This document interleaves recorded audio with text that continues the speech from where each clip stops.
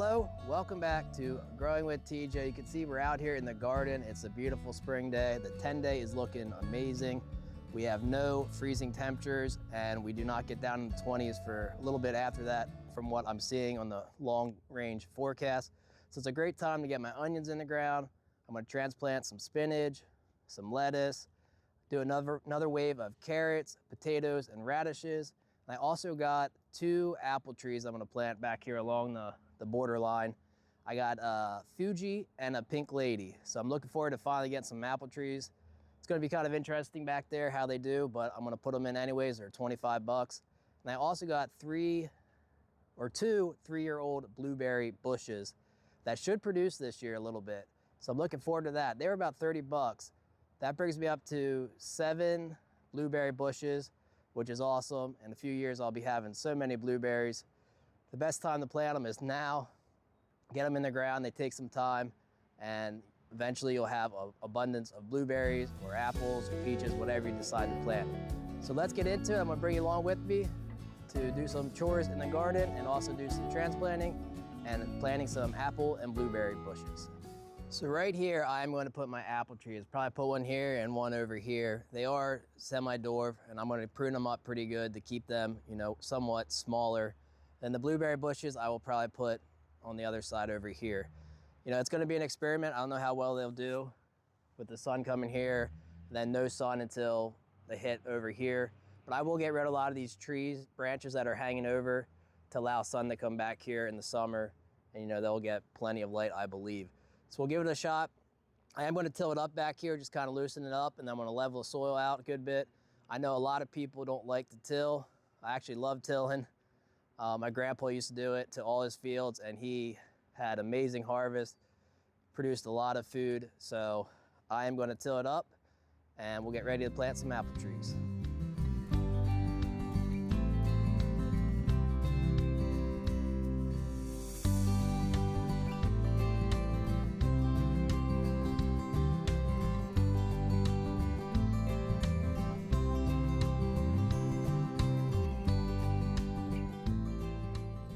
Right here, I have a pink lady apple tree, and I'll let you know right now, this is the first apple tree I ever planted, and everything I'm doing is just stuff that I researched, and I'm doing what I think is the right thing to do. So keep that in mind. I'm gonna prune it up pretty good here. We got a central leader here. I don't want these branches that are going straight up in the air. I'm gonna look for more branches with the 50 to 75-degree angle is what I believe is right. So I'm gonna get rid of these up top, and then I'm gonna leave some of these down here. I'll get rid of any smaller ones. And I really want the tree to be able to have roots that can support what's up top here. And I think that'll allow it to grow better and eventually give me a better harvest. So that is what I think is the right thing to do. Again, I am not an expert, and it's a little hard to cut off these branches here, especially since I don't 100% know what I'm doing, but I don't want them going straight up because the branches that are going to have the most leaf growth and fruit growth are going to be the ones that are angled like this. That's going to be a good balance. So let's get rid of this. Ones that are going straight up here. And it's going to be a learning experience. I'm not, an expert, like I said. But hopefully if I do it like this, in 3 to 4 years, I'll be getting a ton of apples. And I want to have branches going like this, and I want to have a little space in between each one, and I want them to be going in different directions. So I think I will get rid of this. So we got one going here, one here.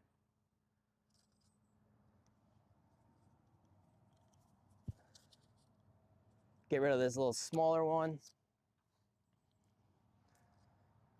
And we got a bunch here, so it's gonna be kind of difficult for me to know which ones to do.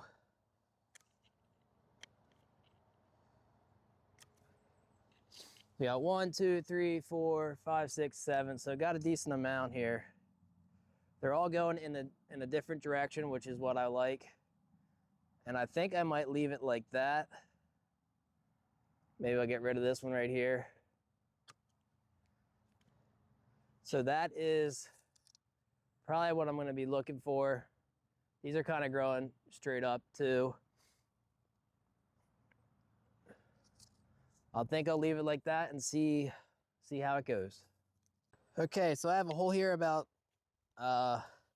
double the size of my pot right here. I'm gonna put a little fertilizer in there.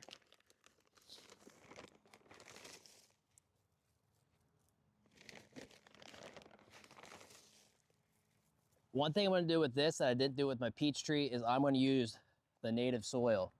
The peach tree, I put in different soil, and I believe that is wrong. I don't wanna trick it and thinking that's the type of soil it's gonna be in. I want it to adjust and grow in the soil that is actually here that they're gonna grow in. So, we'll try and tease this apart here. I think they just potted these up. Yeah. These are just potted up, so this is what I'm looking at here. I have a graft here, and I do not want to put the soil above this graft, or it might start growing the variety that's on the upper part. So I'm probably gonna have to put a little bit more soil in here. I'm gonna put it just like this. Make sure it's straight. I will put this in there. Not a big deal, it's just a little bit.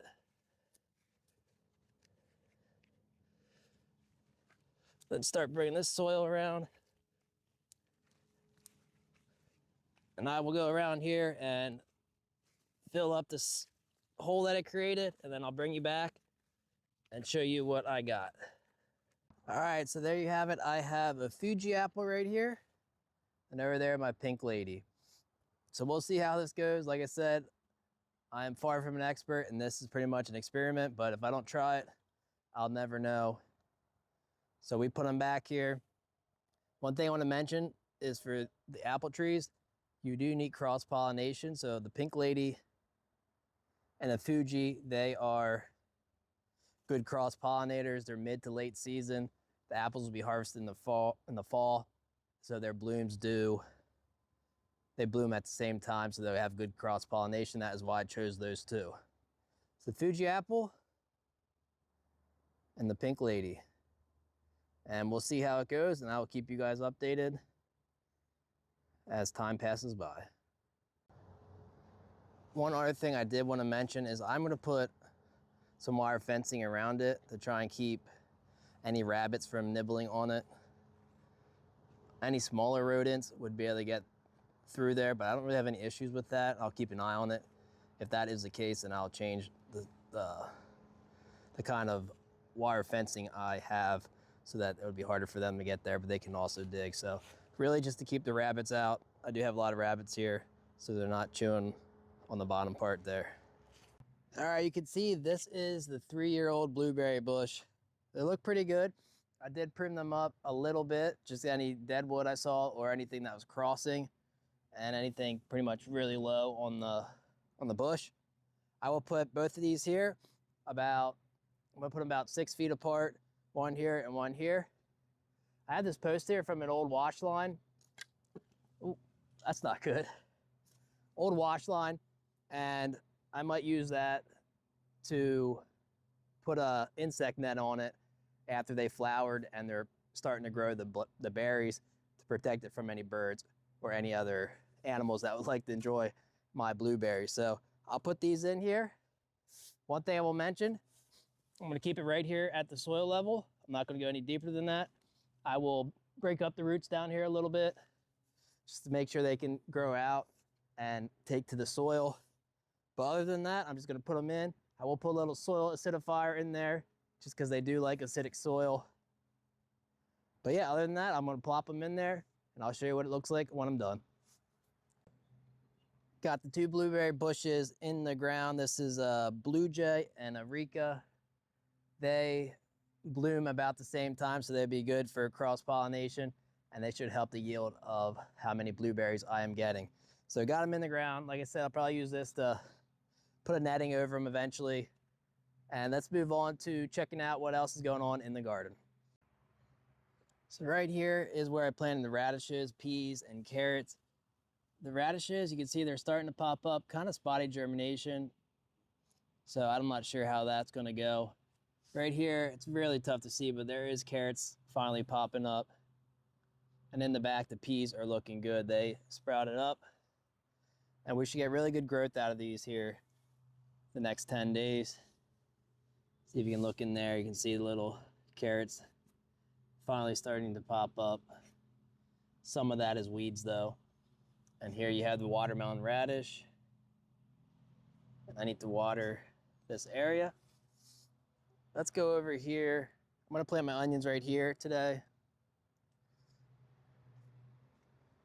You can tell it's a nice day. We got everyone out here mowing, airplanes flying.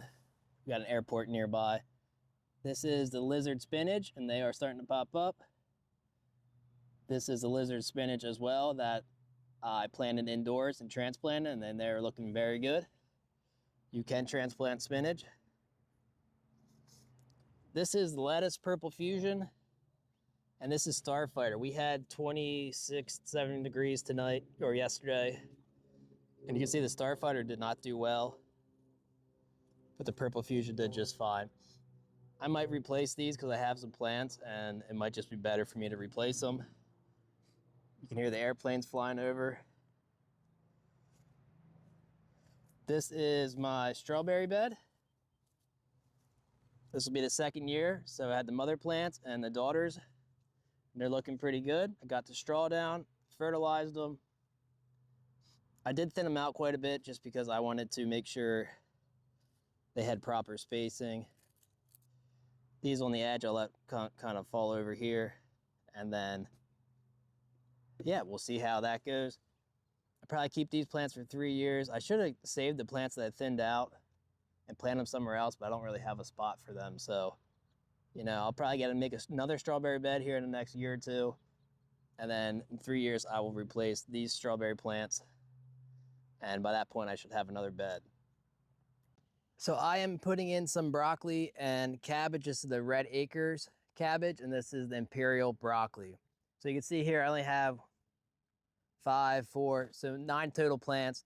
I don't do a lot in the ways of broccoli, cauliflower, and cabbage. I'm actually not planting any cauliflower this year in the spring, but in the fall, I will really go at it and plant a lot more broccoli. They just do better in the fall here. I also have more space by that time. And yes, they just do better because it does get pretty hot here and they can tend to bolt and you don't really get a nice head. So I'm just gonna go through here, plant my broccoli, plant my cabbage.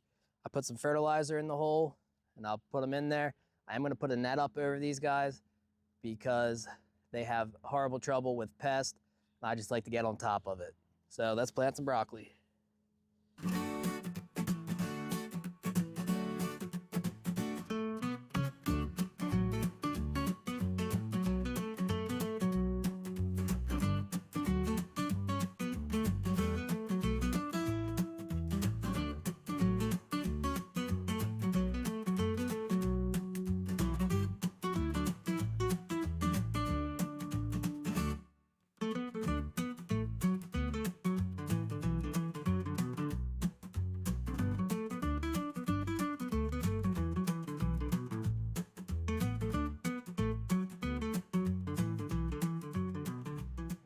All right, so I am getting ready to plant my onions that I grew from seed indoors. I'll have to check when I planted them. Sometime end of January is when I started them. So they recommend 12-inch rows, so 12 inches apart each row. I usually only go anywhere between 8 and 10. And anything that I might do is just make the bulb size a little smaller. Maybe they're not getting maximum airflow, but I will go about 3 to 4 inches in between each onion plant. And that is kind of the recommendation that you'll see online. This is my onion bed. What I do is I take a wood stick like this, and you can see, I don't know if you can see that, but I make a little trench kind of, and that way I have a nice row. For the first row, I will put a tape measure out like this, just so I get my spacing right, and then for the rest of them, I can base it off of this and work my way down. So I'll bring my onion plants over here and I'll show you how I tease them apart and we'll start planting them. All right, so right here, this is the Patterson. I planted them on 124. So it's been a 224, 324. So it's been over 2 months that these have been growing. Ideal wind conditions would be calm when I like to transplant my stuff out, but for the next 7-10 days, they're calling for 10 to 20 mile per hour winds. So sometimes Mother Nature does not allow you to do that, and you just kind of have to work with the punches. Next 2-3 days, the winds aren't too bad, so that's why we will get them out now. But the temperatures are looking great. So let me pull one of these out. I have way too many onions. I will not use them all, but that's okay. I'll probably put some in a fabric pot too, just to get a few more. So onions, all you want to do, they're pretty indestructible roots, so you can take them and just kind of tease them apart. One thing you want to remember when you're doing this, you don't want them to dry out while you're planting them. So you can see that nice root system right there. I'll usually take one apart, like one cell apart, and then I will do the next one. That way they're not drying out too quickly. So there's my onion. I'll start down here. And all I want to do is get the root system into the soil. I don't want to put the little white part where the bulb is going to form under the soil, or it might affect how large they get. So it's a really simple process. You put them down, and then I just like to pinch them in. Just like that. And now they might flop over. It's windy as well, so that does not help. But that's okay. They will, once they root into the soil, they will stand up and they'll be looking good. So let's add a 2, 3, 4, 5, 6. So I'll put it on the 6 right here. Get my root system in there, and I pinch it in. And that's all I do. It's pretty simple. It takes some time. I'm realizing I should have started back there, but for the video, you'd be able to see it better here, but now I'm gonna have to reach over. So I might stop here and continue on this way, but let's do another one. We'll do right here.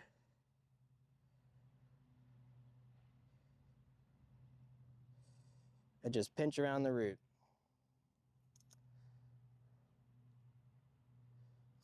And I'll go down the whole way, and it is that simple.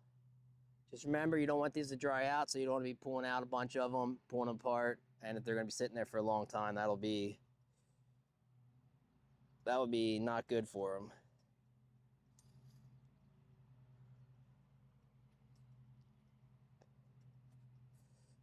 I will save the rest of my onions. I'll keep them growing. These are pretty hardy. They've been outside now for a couple weeks, so they've been used to the cold and used to the conditions. So I'll keep a couple of these, and if I need to, I can always come back through and replant any that did not do very well for me. But I don't foresee that happening, but it's nice to have backups. There you go. I got these onions planted in this bed. You can see some of them are flopping over a little bit. That is fine. They will stand straight up. They always do. I watered them in. I gave them a water-soluble fertilizer, which is AgriThrive. You can use whatever you'd like. It's just important to remember, the roots only go down so far, So you're going to want to keep them well watered for, a good 7-14 days. Once the roots get established, you can maybe back off of it. But if it's a real hot day in the 80s, you're going to need to water them. They're going to need it or it will dry out pretty quickly. So the Patterson onions have been planted. I'm going to plant my red onions, which is the red carpet. And then I will show you how I plant my bunching onions, which is the Yago variety. And I'll show you that here in a second. All right, this is the Yago bunching onion. For bunching onions, I keep it real simple. I got a fabric pot here. And I'm going to take, ideally you have 4 to 5, in my opinion, of 4 to 5 plants in here. And I'm just going to take the whole plug, and I put fertilizer in here. And I'm just going to drop the whole plug in here. And that's it. Just like that. And I'll put you know, I space them, I don't know. I don't even really think about how far I space them. You're gonna get these for the tops. I'm just gonna put a bunch in here. It's not gonna take long.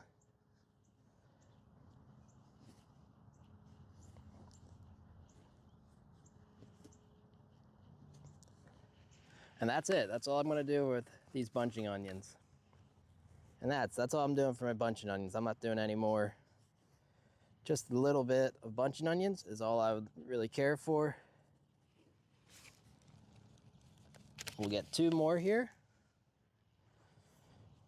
And I'll water them real good. Put a water-soluble fertilizer. Let me get 1 more that I like.